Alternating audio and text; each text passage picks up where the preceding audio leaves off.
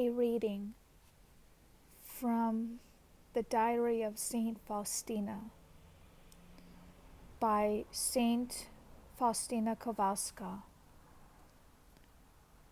Divine Mercy in My Soul. Notebook 1. O eternal love, you command your sacred image to be painted and reveal to us the inconceivable fount of mercy.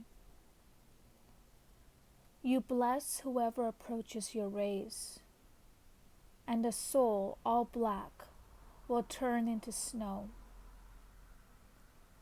O sweet Jesus, it is here you establish the throne of your mercy, to bring joy and hope to sinful man. From your open heart, as from a pure fount, flows comfort to a repentant heart and soul. May praise and glory of this image never cease to stream from man's soul. May praise of God's mercy pour from every heart, now and at the every hour, and forever and ever. Oh my God, when I look into the future, I am frightened. But why plunge into the future? Only the present moment is precious to me, as the future may never enter my soul at all. It is no longer in my power to change, correct, or add to the past, for neither sages nor prophets could do that. And so, what the past has embraced, I must entrust to God. O present moment, you belong to me, whole and entire. I desire to use you as best as I can. And although I am weak and small, you grant me the grace of your omnipotence. And so, trusting in your mercy, I walk through life like a little child, offering you each day this heart, burning with love for your greater glory.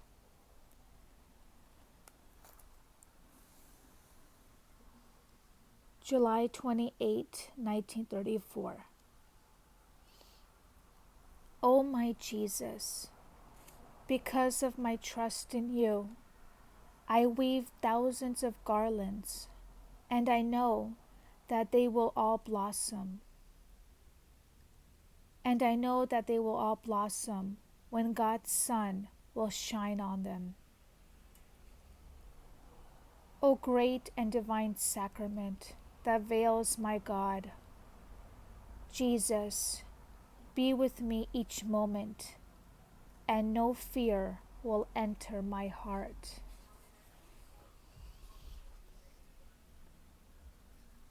July 28, 1934. God and souls. Be adored, O most holy Trinity, now and for all time.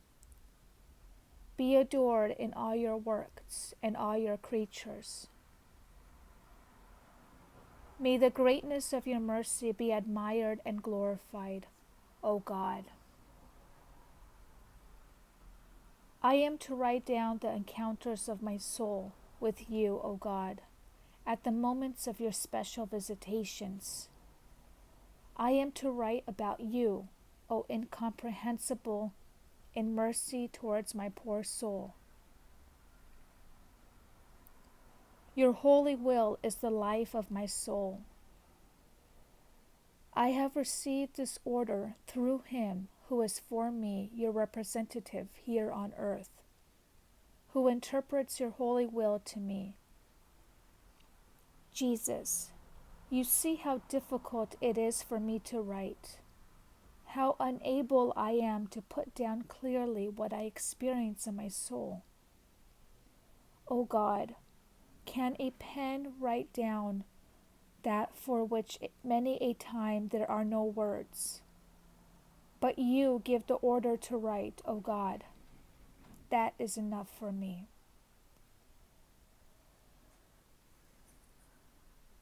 In Warsaw, August 1st, 1925. The entrance into the convent. From the age of 7, I experienced the definite call of God, the grace of a vocation to the religious life. It was in the 7th year of my life that, for the first time, I heard God's voice in my soul. That is, an invitation to a more perfect life. But I was not always obedient to the call of grace. I came across no one who would have explained these things to me.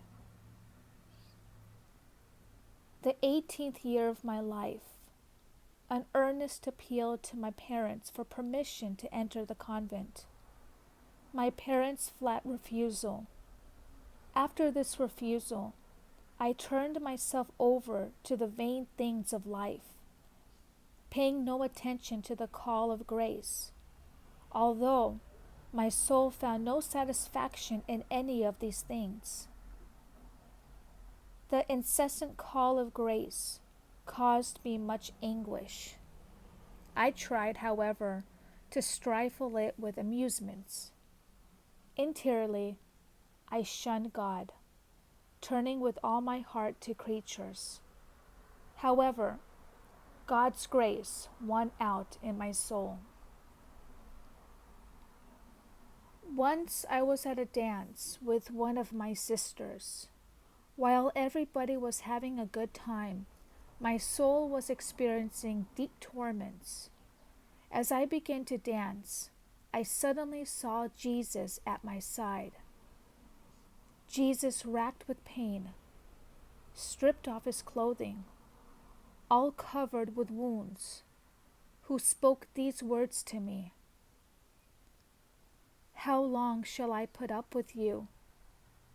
And how long will you keep putting me off?" At that moment, the charming music stopped, and the company I was with vanished from my sight. There remained Jesus and I. I took a seat by my dear sister, pretending to have a headache in order to cover up what took place in my soul. After a while, I slipped out unnoticed, leaving my sister and all my companions behind, and made my way to the cathedral of Saint Stanisław Kostka. It was almost twilight. There were only a few people in the cathedral.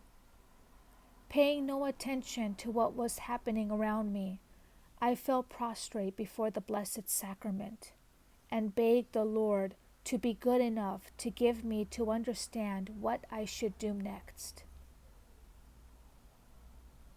Then I heard these words: "Go at once to Warsaw. You will enter a convent there." I rose from prayer, came home, and took care of things that needed to be settled. As best as I could, I confided to my sister what took place within my soul. I told her to say goodbye to our parents, and thus, in my one dress, with no other belongings, I arrived in Warsaw. When I got off the train and saw that all were going their separate ways, I was overcome with fear. What am I to do? To whom should I turn, as I know no one? So I said to the Mother of God, "Mary, lead me, guide me." Immediately I heard these words within me telling me to leave the town and go to a certain nearby village where I would find a safe lodging for the night. I did so and found, in fact, that everything was just as the Mother of God told me. Very early the next day, I rode back into the city and entered the first church I saw, St. James Church, a suburb of Warsaw. There I began to pray to know further the will of God. Holy Masses were being celebrated one after another. During one of them I heard the words, "Go to that priest, Father James Dombrowski, pastor of St. James Parish, and tell him everything. He will tell you what to do next." After the Mass, I went to the sacristy. I told the priest all that had taken place in my soul, and I asked him to advise me where to take the veil, in which religious order. The priest was surprised at first, but told me to have strong confidence that God would provide for my future. For the time being, he said, I shall send you to a pious lady with whom you will stay until you enter a convent. When I called on this lady, she received me very kindly. During the time I stayed with her, I was looking for a convent, but at whatever convent door I knocked, I was turned away. Sorrow gripped my heart, and I said to the Lord Jesus, "Help me, don't leave me alone." At last, I knocked on our door. When Mother Superior, the present Mother General Michael, came out to greet me, she told me, after a short conversation, to go to the Lord of the house and ask whether he would accept me. I understood at once that I was to ask this of the Lord Jesus. With great joy, I went to the chapel and asked Jesus, "Lord of this house, do you accept me?" This is how one of these sisters told me to put the question to you. Immediately I heard this voice, "I do accept. You are in my heart." When I returned from the chapel, Mother Superior asked first of all, "Well, has the Lord accepted you?" I answered, "Yes." "If the Lord has accepted," she said, "then I also will accept."